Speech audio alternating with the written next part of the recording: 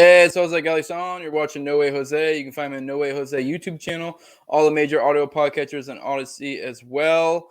Credit, as always, to Justin Campbell or at jcamp1521 for the intro that he created for me. If you want to get him to commission work for you, go hit him up. He does other stuff as well, supercuts. So basically anything podcast related, especially on the video side of things, editing, etc., supercuts, whatever. He's your guy. Hit him up. You can see if he's open for commissions, and hit him up. Today, my guest is Sal the Agorist. We're gonna finish out the New Libertarian Manifesto live reading. This will be Filthy Pierre's critique and also Konkin's response as well, because they're both pretty short. So there's no reason we shouldn't be able to knock these out in a decent amount of time. And also, I think it's the last one. I think we'll have extra time left over. If you guys have any questions in the chat, you can drop them. Obviously, I'll prioritize super chats, but depending on how many they are and how good the questions are, I may be able to get to all of them or more than just the super chats if there are any. As always, just to remind you guys, this is a live stream right now. If you're watching the 14th, it'll go up roughly a week or so, give or take how my schedule is looking, and it'll go up public as a numbered episode later. If you want to be able to get it in the meantime, you need to be a patron at patreon.com/NoWayJose2020. The lowest level is $2. That gives you access to all that right there. And then there's differing levels. There's a 5, there's a 10, and there's a 20. They all have different perks. The highest is a 20. That's the sponsor, and I read them off every episode since they're my sponsors. I have CD McRae of the Whiskey and Tea podcast. I have Jeremy as well. He's at Jeremy Rhymes on Twitter. He also has an Etsy store, etsy.com/shop/raising liberty. A lot of cool merch there. I have Mikkel Thorup of the Expat Money Show. Go check him out. I already gave you the topics today. I do want to give you plugs. Definitely go check out my Oklahoma City bombing series. I've been covering it with Richard Booth, who's basically the guy who does like all the OKC stuff on for the Libertarian Institute. And we've been going deep as hell. So I think by the time it's done, it's probably 4, 5, 6 episode series, because we are going super deep. And this isn't like kooky stuff. This is all stuff that's well sourced. And anytime any kooky stuff does come up, he immediately, is willing to like be honest about it and be like, well, that's not well founded, whatever. So even if that stuff does come up, we're being honest about it. I do want to let you know this. I think this is the first time I'm officially announcing it. So a week from now from this live stream, so I think it'll be the 21st, will be when the live of it drops. I have contacted Duncan Lemps, basically his widow, his girlfriend at the time, who was in the bed with him when he was killed. She was actually pregnant, and literally, like they have his kid was born after he died. So I have her coming on, so that should be a good episode. I mean, barring any unforeseen new schedule changes or something like that. But she had to get lawyers' approval and everything for this, and they gave it the go-ahead. So I'm interested in doing that. So because I do think it's an important story, and I just like to have a chance to humanize Duncan. And also hopefully, if she's comfortable with it, is give her account of the case, because I don't think that's ever happened publicly. Aside from just hearing through, reports and stuff of what supposedly the family side, which I'm sure that was through lawyers and such. So it'd be good to have an actual, her take, and because the cops did changed multiple times. So. But make sure to go check out TopLobsta, toplobsta.com. Use Jose at checkout for 10% off. He's got a lot of merch. He's got my merch, Natural Capitalist merch, Tower Power merch, Liberty Lockdown merch, all sorts of merch. He also has quality, or a lot of his own designs that he came up with separate. All designs he came up with, but stuff aside from just podcast stuff. He has a lot of good stuff there, a lot of good designs. With that, let's go ahead and get Sal in here and get to it. Hey, what's up, man? Are you muted? Yeah, you're muted. Sorry, bro. Yeah. You're good. It happens. What's going on, man? Not much. Ready to get into this. Ready to finish this out. And then I don't know I haven't figured out completely the game plan for the Agorist class theory, but I'll get around to it. So yeah, hell yeah. Yeah, and that'll be I'll finish out my live reading series of Konkin. I know he has other small works, but those are the major ones. So. Yeah. All right. Yeah. I guess we can just go ahead and get into it and get going. We are covering the this is called The New Altruism, a critique of New Libertarian Manifesto by Erwin S. Filthy Pierre Strauss. Jose Yeah. said it sounds like something sexual, guys. It does. Sounds like a dirty Sanchez or something. Sounds like a made up sexual thing. Like I really feel like if I typed into like Urban Dictionary, there would be Something would show up. Yeah. I really do feel like the filthy Pierre is actually something. I feel like I've heard It probably is. I don't know. Yeah. You're into that freaky shit. You would know, not me. All right. All right. Let's get into it. I have little quarrel with the basic vision of society presented in New Libertarian Manifesto, an advanced counter-economic society or system approaching the free society. I also agree that the free society itself would be unstable for the reasons you give in paragraph 3 on page 25. However, its pro-agoric activity broadens from individual actions, business enterprises, etc., toward the explicit pursuit of grand strategy through a continental movement, a problem arises. At some point, the link between what an individual puts into the activity in terms of scarce resources such as labor or money and what the individual can expect to get out begins to break down. The broader movement activities deal in increasingly public goods, Which the don't actually exist. There's Yeah. actually no such thing as public goods. Yes. The benefits of an advanced counter-economic system as it nears the free society will be enjoyed just as much by those who did not contribute scarce resources towards its achievement as by those who did. Therefore, it is difficult rationally to justify making such a contribution, which would involve incurring a significant cost in exchange for, at best, a microscopic increase in the expected value to oneself of a good to be received in the future. Anything to add at this point? If not, I completely meant to start this out with like who this guy is. I mean, I don't know if you know more about him than I do, because this is the only time I've ever seen any of his work. Do you know much about him? You know what? I honestly, I completely forget most about him. I don't know enough to like speak on him confidently. Mm-hmm. All right, fair enough. That's probably more than I know. I think he was like I think he was like some kind of like sci-fi writer or some shit like that. But he was like friends with Konkin, and clearly they disagreed. It seems to me that the people likely to contribute to such a movement will be those motivated by altruism. That is, they will be those who are interested in living their lives for the sake of others. I already disagree with him here, but okay. It's precisely the opposite, right? Like Yes. everybody engaged in entrepreneurship for yourself, and it's through individual entrepreneurship that we form this like collective agora. Also, Per Byland has a great little article that I threw into Anti-Politics. Everybody should read. It's called like Saving the World Through Saving Yourself, and it details exactly the opposite of this critique. Yeah, which is usually what I touch on a lot, especially I focus, like, sometimes we'll talk on like egoism, and that's kind of my frame of mind. I start from myself and work outwards. And if I don't feel like there's in any way benefits me in that kind of way, I kind of don't. But I feel like, yeah, this it's honestly, it's kind of silly to say this is only by motivated by altruism. But all right, we'll move on. In other words, they will be those people who are prepared to set the cost incurred by themselves off against the benefits conferred on other people, as if those benefits have been conferred on themselves. This is a good economic definition of altruism.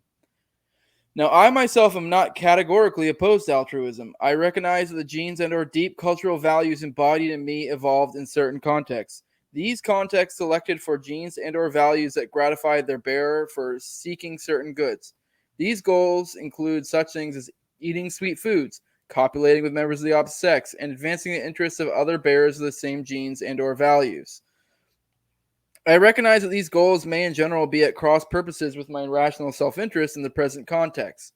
Nevertheless, up to a point, the most efficacious policy for me may be to appease those values, if this can be done at reasonable cost.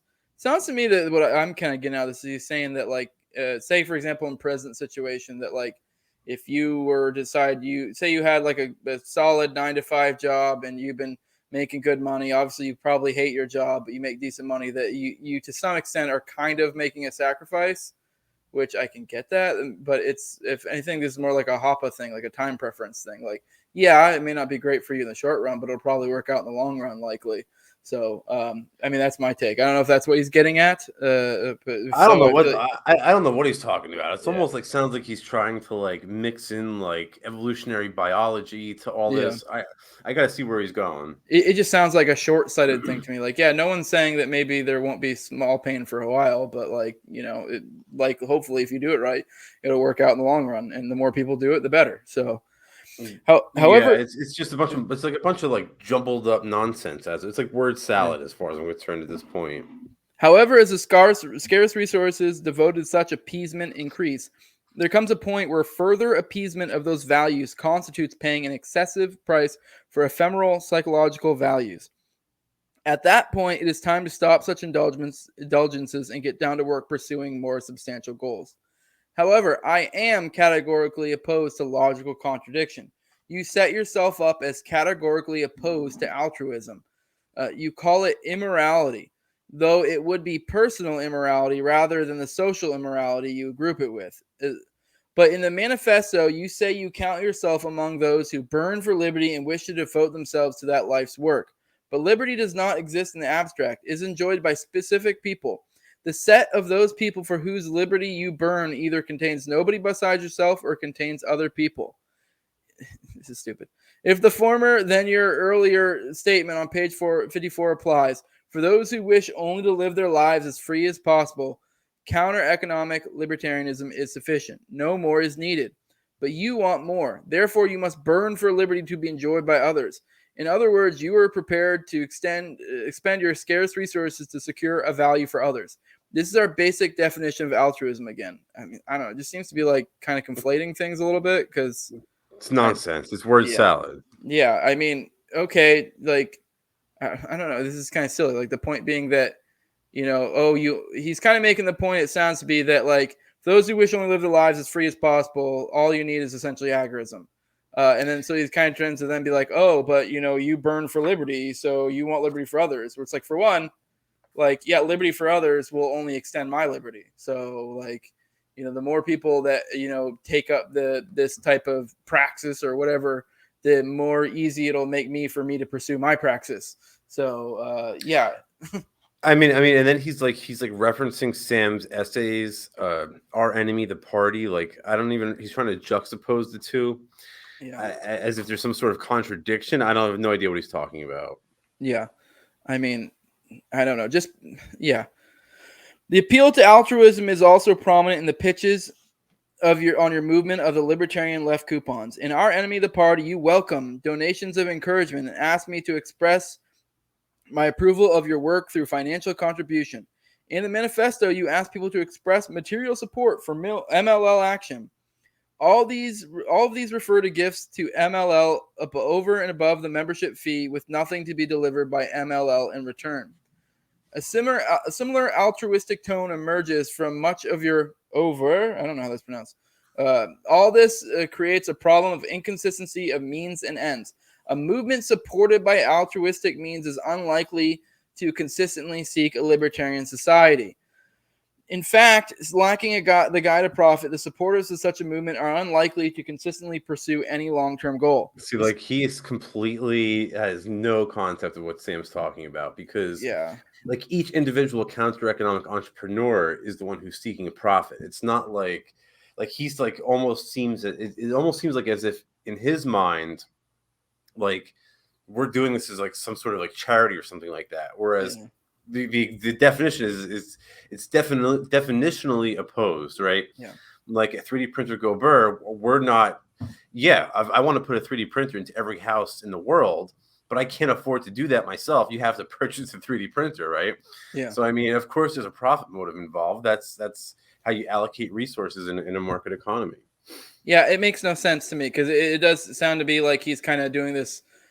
It's kind of like when people play fast and loose with like individualism and collectivism or whatever, when it's like, oh, well, you want other people to engage in the free market, so which is kind of a collective-ish sort of thing or something like that, or you think people should do this, and it's like, okay, but that benefits me. So like, Like I does don't live in a vacuum. does the shade tree mechanic just want your car to work better, or does he want to make like a few dollars?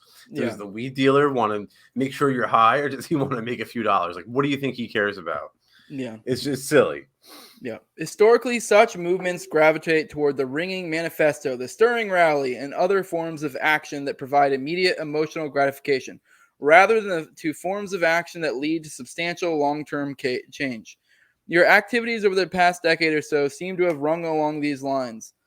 Of the views you discuss, my own come closest to those you cite in the note on page 24 for Harry Brown, and of course the ones for the Libertarian Connection.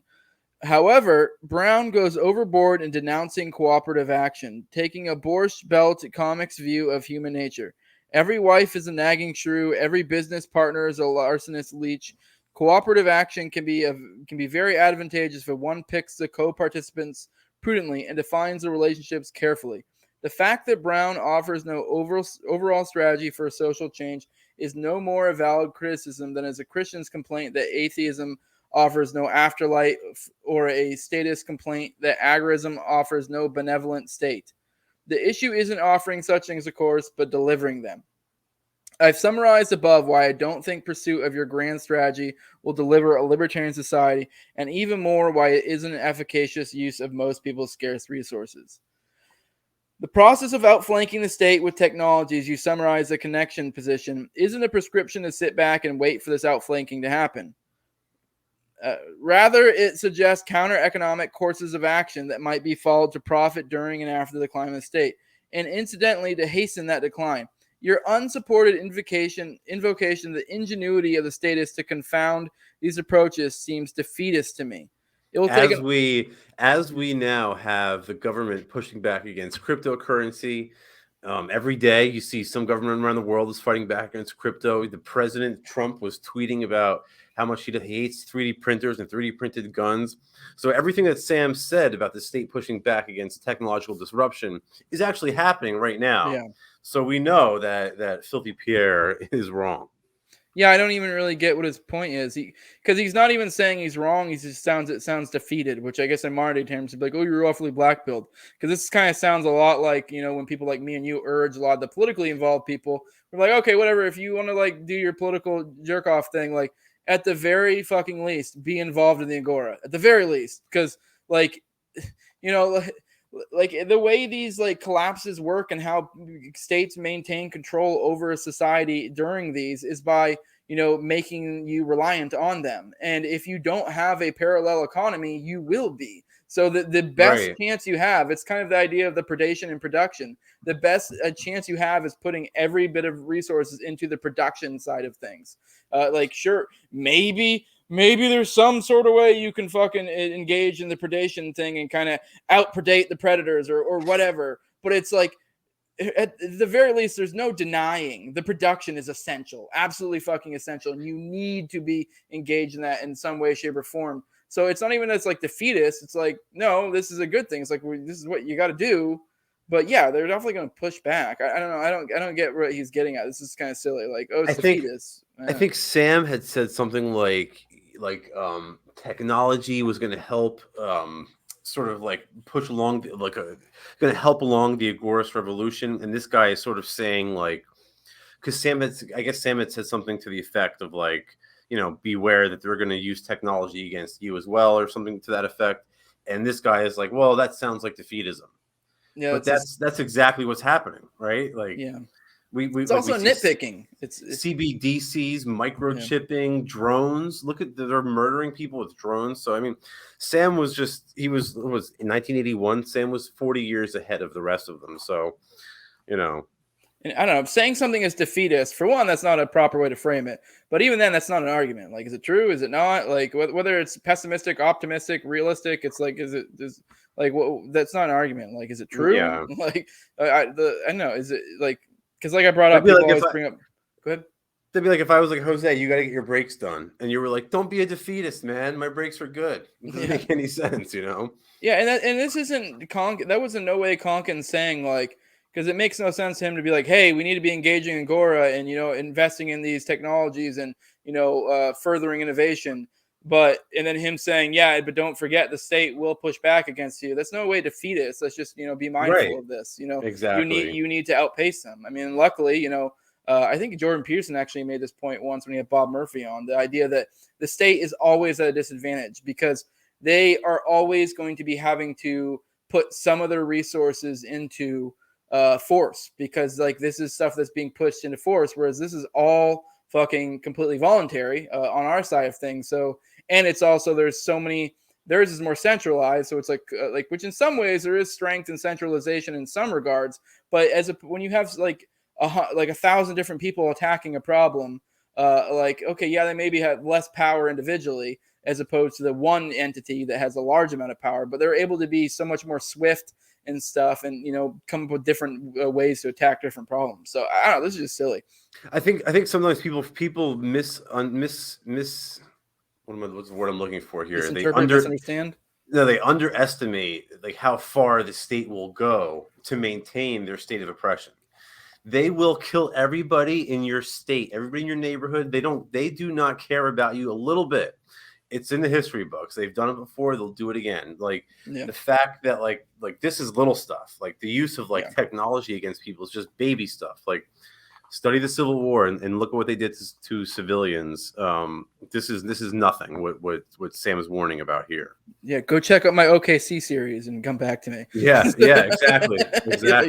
And this is all legit shit. So, and this is like fucked up. Killed. That's what they did. Sam's only talking about what they might do. So it's like it's not defeatism. This is just obvious. By the way, I'm not, to be clear to anyone listening, I'm not claiming the state did OKC, but I'm also not claiming it either. I'm just saying it's one of many. It's at the very least they covered up some shit because they had some dirty hands to some regard, and they did really fucked up shit in the covering up of it.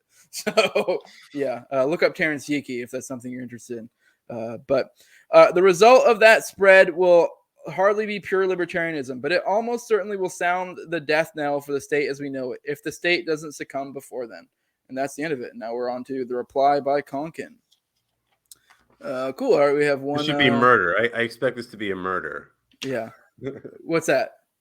Oh, him? Yeah. Sam's reply. Yeah. I thought you were talking about Terrence Yeaky for a minute. No, he was suicided. So, yeah. All right, reply to Filthy Pierre by Samuel Edward Konkin III.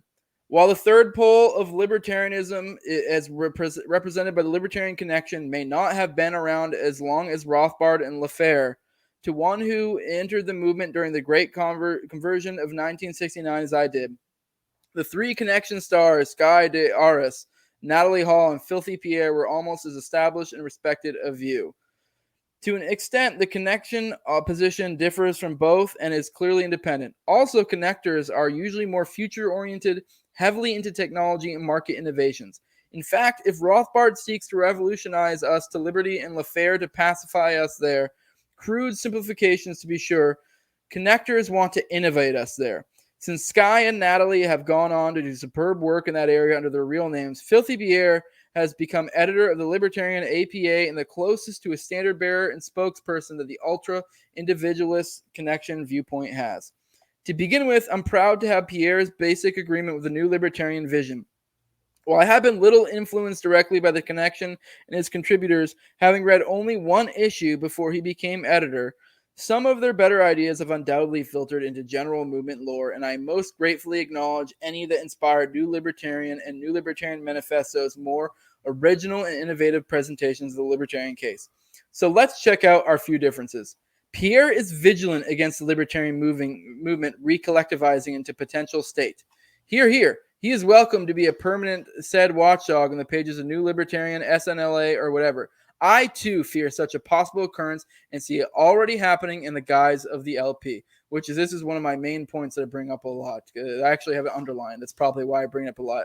It really stuck in my head because I do think, not that I think that necessarily the LP would magically become the state, but you always hear cries of down with the duopoly.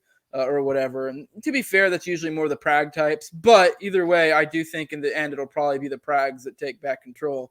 And there is a chance at some point one of these floundering parties flounder, and the LP kind of maybe very well may sneak in its place. Who knows? And I think that would be one of the worst things for the movement if a lot of people are moved in there, because it's like now you're just the duopoly itself. It's not like you're just becoming that which you were bitching about. So but go on. Sorry, you got some. No. You go ahead. No, I was done with some of my rant. I forget what I was going to say anyway. Yeah. But I am afraid he sees altruism where none was intended, and I submit none is present. Discarding one side issue, I consider public goods a problem Chicago economists to dwell on like theologians counting angels on pins. Pierre does proffer the very service I was looking for in requesting critiques. He discovered an area that I not only was unclear in expressing, but that I had not yet realized was a problem. My thanks to his contribution and the clarity of the cause.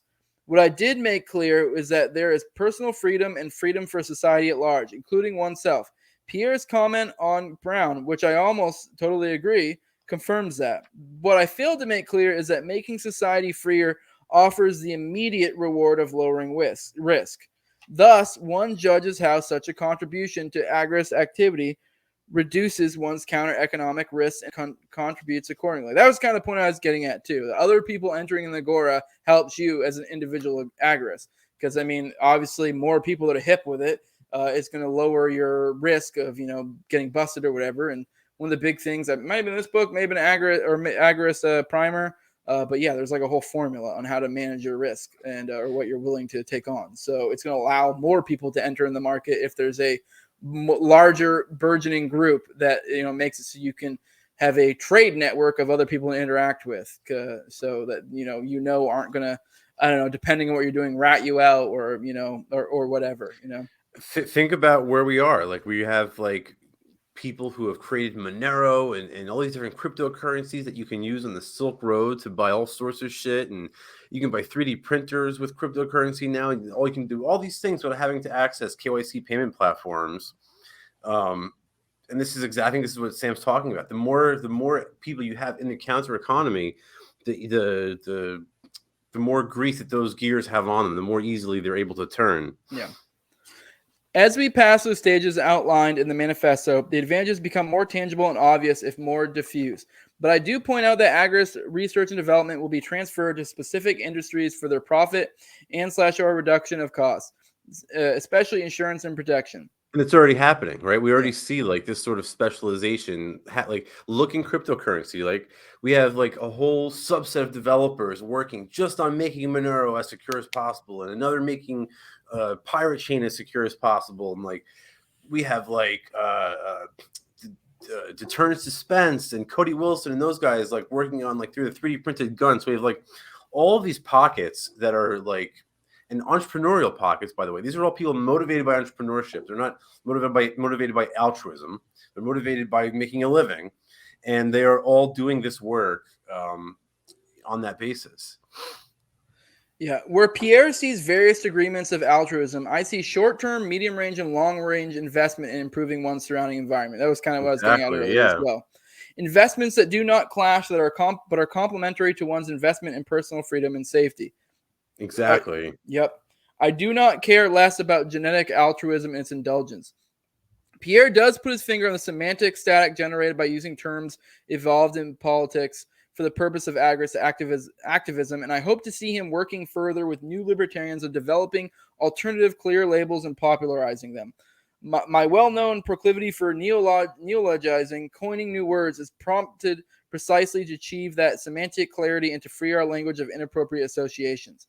The minarchism, is and many other words that we use. He started. Yeah, the general spread and marketing of weapons of mass destruction may well be coming, but I fail to see how it will have the critical effect of abolishing the state. Further debate on this question may be warranted, and that's the end of it. And all right, I will start addressing questions now because I saw a couple in there. So, by the way, Sam was right. Like the whole spread of weapons of mass destruction from the Bush-Obama regimes did come about, and it didn't abolish the state. If anything, it made the state stronger, right? Because now all of a sudden, especially under Obama, they assume the power to just drone American civilians, which of course violates, the whole host of amendments in the Bill of Rights and the articles of the Constitution. But obviously, they don't give a shit about that stuff. But my point here is that Sam was right again. Yeah. You want to say, Junkie Jeff? I see in the chat. You're always here, or you're here pretty frequently. You also helped me out finding some of my interests with OKC stuff, so appreciate you showing up.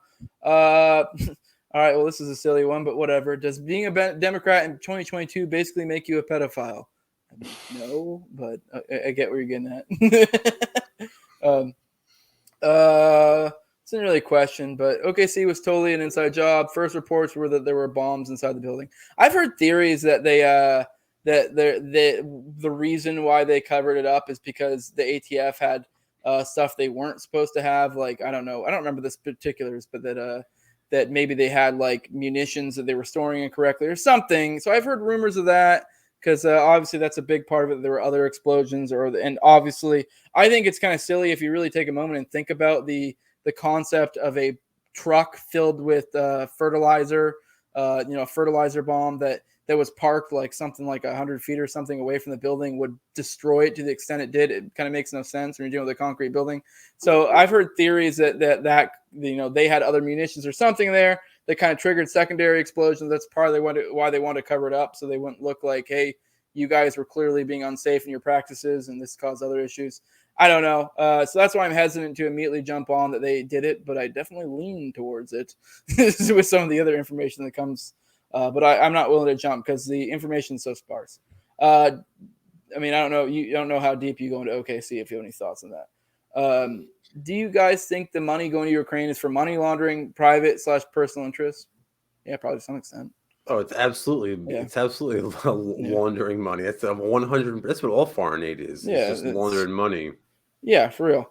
I don't see why the LP is so bad.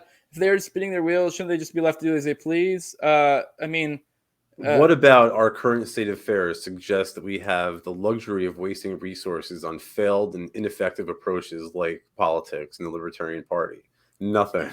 And to use your own, this dude's own thing. By the way, I don't think he's trying to be dickish at all, so I'm not coming at you. But if you had a buddy who was just spinning wheels, and he was just spinning, just continue to spin his wheels over like forever, like. I mean, you're kind of an asshole if you don't be like, hey man, you want me to like help pull you out so you can get back on the road and actually do something, to use that expression, like. And I've heard arguments, and I've even made arguments that maybe you could even make a case to say that they're even regressing the movement to some extent. I don't know. I mean, or they're spinning the wheels, or I've also you can make the case that they are somewhat progressing the movement, but not to the extent that they could. So either way, it's a matter of like what could we be doing? There's time costs. I know Vin Armani used to say, because people would always be like, well, why don't you do your thing and we'll do our thing, and like division of labor, and like or we can do both. Actually, that's what I was getting at. That we can do both, and it's like, okay, but there's only 24 hours in the day, so like you can only devote your time and resources to so many things. So. A cancer patient can also get chemo in the morning and then smoke 2 packs of Marlboro Reds in the evening, but that wouldn't make much sense. It's sort of the same thing with like engaging in politics and counter economics. Like, it doesn't make any sense. Oh yeah, Junkie Jeff said there's whispers of a tow missile or something inside the building. Yeah, I think that might have been Scott Horton that said that was one of the theories or something. I mean, I don't know. I don't buy that. I mean, personally, I lean towards that the feds actually straight up did it, but I can't say that conclusively, because there were reports of them seeing people, like multiple eyewitnesses seeing people that like came in and were putting putty-like substance on the walls, which is like that's a plastique right there. That's what that is. So I mean, what other putty shit are you gonna put on the wall? And also, one of the people that supposedly they saw. Oh, I think this is only one eyewitness, and it's kind of shaky because it's not the most founded, but maybe there's a possibility that one of the people was Andreas Strassmeyer, who has strong connections to Timothy McVeigh. They met multiple times, and he is a Fed if there ever was a Fed. He came from Germany. It damn near is conclusive that Strassmeyer was a Fed, and there's connections with him and McVeigh. I mean, he only McVeigh or Strassmeyer denies any connections. Although as soon as this stuff popped off, he disappeared back to Germany. But yeah, there's a ton of Fed connections with him.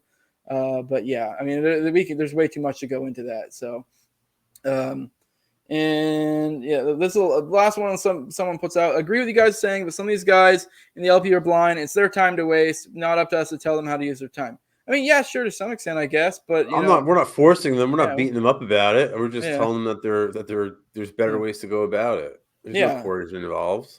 Yeah. So I mean, whatever. No, I'm just saying. I think there might be better ways to use your time. And I don't know. That's no different than if you had a buddy who was, I don't know, not really doing anything with his life. It's like, yeah, I guess to some extent, it's their time to waste, and it's not up to us to tell them how to use their life. Obviously, this isn't a perfect parallel because, I'm not saying these guys are like, drug addicts or some shit. Like, it's pretty close to it. It's pretty close. At least the drug addict only ruins their life, whereas the Libertarian Party member seeks to ruin the entire libertarian movement, which actually destroys the whole country and the whole world at a larger sense. But yeah, I don't know. I guess it's just like, if anything, if these are people you care about, and I like all these people. So, and don't get me wrong, I don't ever browbeat these people really. I mean, we'll talk about it occasionally, but it's not that. I mean, I don't browbeat people over it because.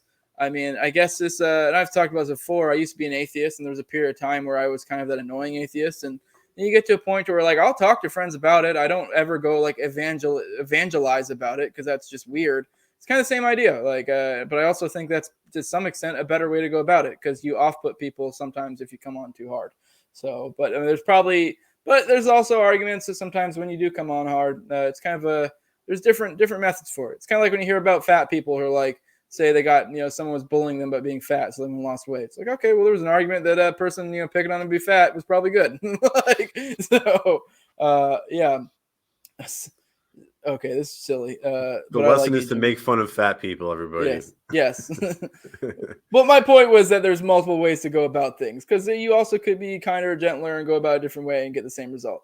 All right, this is silly, but we'll end on that. Sandwiches, squares, or triangles? I don't care. It depends what kind of sandwich, of course. You can't eat like a sub as a triangle. But if I'm having PB&J or grilled cheese, we got to cut it in triangles. That's I do gotta say though with subs, I like it when they do diagonal. So I guess it's not a triangle still, but I don't know why. Something about that is like I just like that when they go like. That's that Florida shit. I don't know why. Shit. Yeah, they do the Cubans like that a lot. Yeah. Yeah, you gotta come to New York, man. Yeah. No, I mean, but at the end of the day, I don't really give a shit. But I guess if I gotta pick one, and then sandwiches, I don't even cut them. I just fucking devour that shit. I don't care. But yeah, well, all right. With that, if you want to drop your plugs, this was the finale. Drop your plugs, and we'll get out of here. Agorithreads.com, libertarian clothing and apparel. 3dprintergoburr.com for 3D printers and supplies. And the book is Anti-Politics. You can get it on Amazon. If you prefer to pay with crypto, you can shoot me a DM and we will take care of it there. Yeah, and this is a No Way Jose show. You can find me on YouTube, all the major art podcatchers, Odyssey. You can follow me on Twitter. I'm back on Twitter at Senor Jose 2020. That's fine. Yeah. If you want, I would suggest, follow me on Facebook as well as I have a backup because I'll probably end up getting nuked at some point again. So it'd be good to have the backup and follow me on Facebook. Although I don't really interact with it on Facebook much, but if you ever DM me or whatever on Facebook or message me, I'll hit you back up. Hit me up that way if you want to contact me. Although I don't really like post on it other than promos. If you want to like follow me for fuck around, that's probably more of a Twitter thing. But yeah, Facebook. They also have a podcast page if you want to follow that. But also give me money. Patreon.com/NoWayJose2020. I'm trying to think anything else. I think we are out. I appreciate this series. It's been a long series. I think it's be worth it. So now, if any of you guys out there ever, know of someone who doesn't want to read a fucking book, but they're open to a podcast, and you want to give them this material, here you go. This is a whole live reading with commentary. We walk through it. Yeah. So I hope that people get something out of this. So use it as a resource. Like I said, I also did Agorist Primer, which is probably a little bit shorter. I guess it depends on your vibe. This one was 2 Agorists. The Agorist Primer one was an Agorist and a Paleo because I did like the dynamic of that. I'm not quite sure what I'm going to do with Agorist class theory yet. We'll work on that. But yeah, I appreciate it. So definitely, if you, like you said, if you ever hear anyone who wants this content, go share it. Just on YouTube, it's set up as a playlist, so you can just send the playlist as a link to somebody. There you go. Yeah, with that, like, share, subscribe, comment, all that good stuff, and we are out. Appreciate it. Thanks everyone who Peace, showed up. guys.